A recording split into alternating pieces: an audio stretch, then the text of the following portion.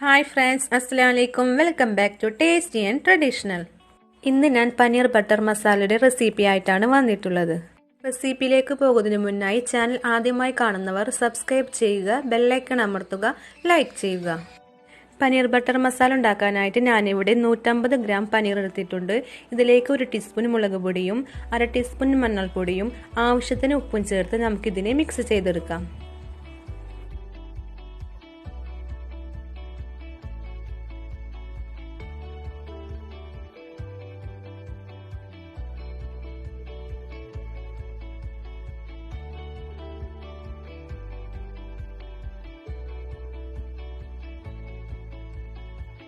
പാനിലേക്ക് കുറച്ച് ഓയിൽ ചേർത്ത് അതിലേക്ക് നമ്മൾ മിക്സാക്കി വെച്ച പനീർ ചെറിയൊരു ഗോൾഡൻ ബ്രൗൺ ആകുന്നവരെ ഒന്ന് ഫ്രൈ ചെയ്തെടുക്കാം.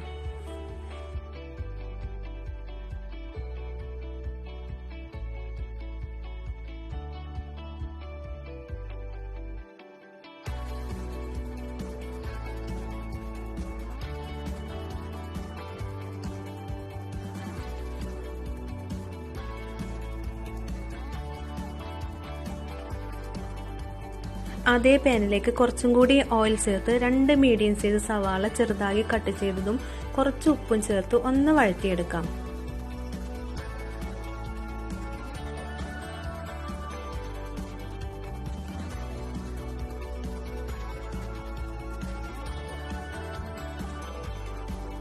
ഇതിലേക്ക് ഞാനൊരു പച്ചമുളകും കൂടി ചേർത്ത് കൊടുക്കുന്നുണ്ട്. ഇനി ഇതിലേക്ക് 2 ടീസ്പൂൺ ഇഞ്ചി വെളുത്തുള്ളി പേസ്റ്റ് 1 പച്ചമുളകും കൂടി അരച്ചത് ചേർത്ത് കൊടുക്കാം. 1 ടീസ്പൂൺ മുളക് പൊടിയും 1/4 ടീസ്പൂൺ മഞ്ഞൾപ്പൊടിയും 1/2 ടീസ്പൂൺ ഗരം മസാലയും 2 മീഡിയം സൈസ് തക്കാളി അരച്ചതും ചേർത്ത് ഇതിന്റെ പച്ചമണം പോകുന്നത് വരെ ഒന്ന് വഴറ്റിയെടുക്കാം.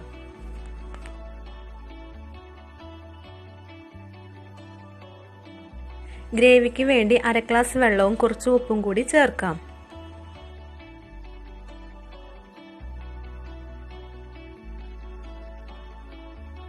നമ്മുടെ ഗ്രേവിയുടെ തിക്നെസ്സിന് വേണ്ടി 5 കാഷ്യൂ അരച്ചതും കൂടി ചേർത്ത് കൊടുക്കാം.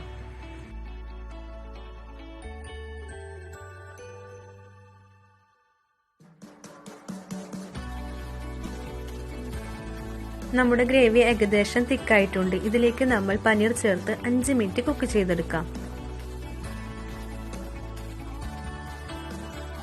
ഇതിലേക്ക് 2 ടീസ്പൂൺ ബട്ടറും കുറച്ച് കസൂരി മേത്തിയും കുറച്ച് മല്ലിച്ചപ്പും കൂടി ആഡ് ചെയ്യാം.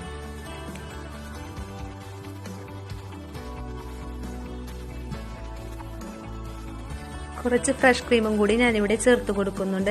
അമൂൽ ഫ്രഷ് ക്രീമാണ് ഞാനിവിടെ ചേർത്ത് കൊടുക്കുന്നത്. നമ്മുടെ ടേസ്റ്റിയായ പനീർ ബട്ടർ മസാല റെഡി ആയിട്ടുണ്ട്.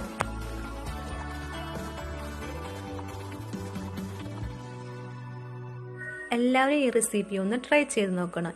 ഇൻഷാ അല്ലാഹ് നെക്സ്റ്റ് റെസിപ്പിയുമായിട്ട് കാണാം.